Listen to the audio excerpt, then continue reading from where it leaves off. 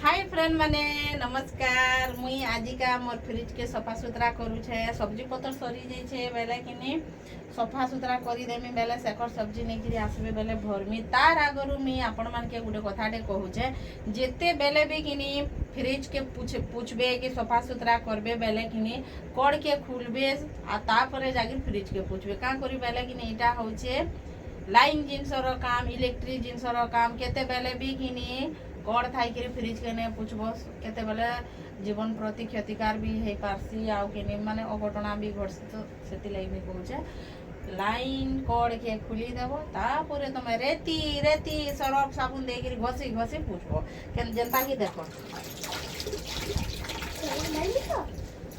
मुई जेंदा पूछू छे एंदा पूछबो एंदा करी पूछी देबो। पूछी साला परे फेर गुटे सुखा कपड़ा रे फेर थोड़े पूछी देबो जेंदा कि पानी अंशटा पले जिबा आउ डर भी न लागे। तापरे 5 मिनिट गला परे जागी तमे स्विच देबो कड़ लगाबो। तो रहली की बाय पे टाटा।